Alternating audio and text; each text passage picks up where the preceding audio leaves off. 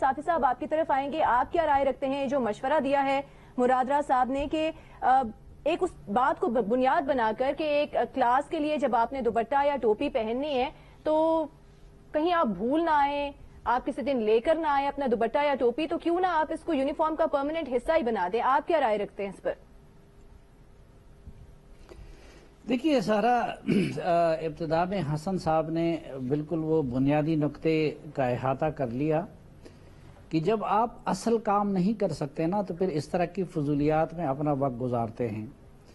मसलन इस वक्त हम मीडिया वाले भी क्या कर रहे हैं, जो भट्टी साहब ने कहा कि चीन ने मसनूई सूरज बना लिया, हमने इधर मसनूई असम्बली बना दी है, मसनूई वज़ीर आज़म बना दिया है, मसनूई लीडर बना दिए हैं, और फिर हसन साहब ने बटेर से उसको तशबीह दी, वो बटेर जो है उन मसनूई लोंडों के हाथ में दे दिया है और उस बटेर का बहुत बुरा हशर हो रहा है।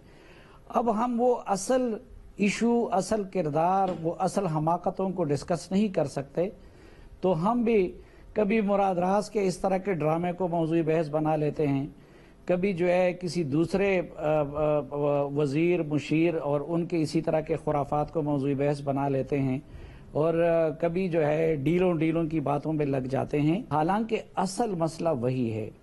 और पहली बात सिर्फ ये नहीं है, ये मेरी ईमानदाराना राय है कि इन दो सेक्टर्स को पिछले, अब बाकी मुल्क में तो ये 3 साल में तबाह किया गया ना, खैबर पख्तूनख्वा में हेल्थ और एजुकेशन को पिछले 8 साल से तबाह कर दिया गया।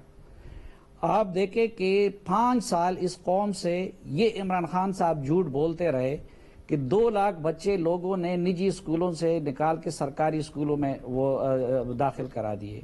मैं चैलेंज करता रहा कि मुझे कोई एक भी दिखा दे तो मैं सहाफत छोड़ दूंगा, और आज भी कहता हूं यूनिवर्सिटियों का बेड़ा गर्क कर दिया गया।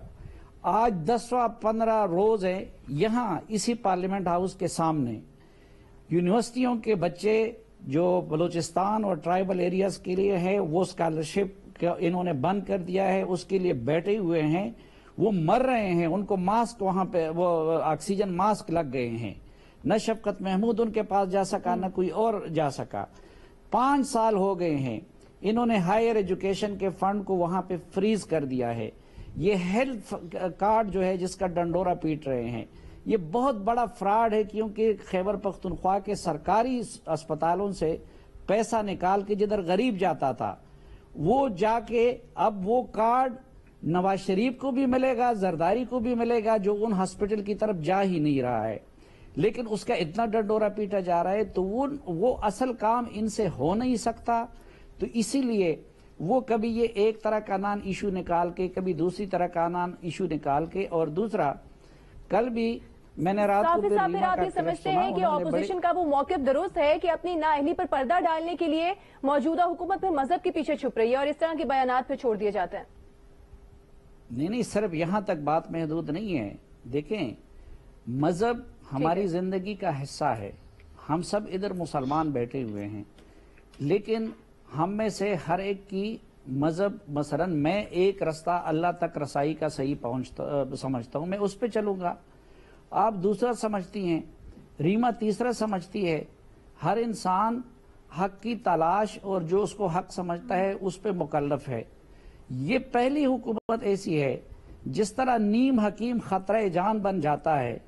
अब इमरान खान साहब और वो हमारी तरह के लोग हैं, और वो आके अब मसलन कल आप उनका आर्टिकल पढ़ ले, मैं हैरान हूं, ये मौलाना तारिक जमील साहब और हमारे बड़े बड़े गद्दीनशीन और ये सारे लोग जो है कि ये इस पे क्यों खामोश है कि रोजाना मजहब का कार्ड इस्तेमाल हो रहा है, रहमतुल्लिल आलमीन अथॉरिटी का नाम लेके, और उसके लिए किस तरह के बंदे को बता। हमारे बाकी तज्जियाकार भी मुत्तफिक हैं। साफी साहब आपका पॉइंट आ गया। नहीं, मैं उससे आगे बढ़ के कहता हूं कि मैं आपसे कहता हूं कि देखें, काश इन लोगों की थोड़ी सी न इनकी वो अंडरस्टैंडिंग है, उनकी अपनी कंफ्यूजन है। लोगों को बेवकूफ बनाने के लिए मजहब सबसे बड़ा टूल होता है। इस वक्त उनको अपनी हुकूमत का जवाल नजर आ रहा है, तो वो नबी करीम सल्लल्लाहु अलैहि वसल्लम की हस्ती का नाम को, मसलन कल ऊपर उन्होंने आर्टिकल लिखा है रहमतुल्लाह अलमीन पे, और नीचे फिर अपनी हुकूमत के सारे कारनामे झूठ उसमें लिखे हुए हैं। تو یہ تو کیا مذاق بنا ہوا ہے؟ اتنا بدترین مذہب فروش لیڈر آج تک میں نے پاکستان میں نہیں دیکھا تھا جتنا کہ یہ ہے. اور جہاں پر جن ڈپارٹمنٹس میں حکومت پرفارم نہیں کی وہاں پر کوئی نہ کوئی ایسا بیان چھوڑ دیا جاتا ہے، نان ایشوز کو ایشوز بنا دیا جاتا ہے.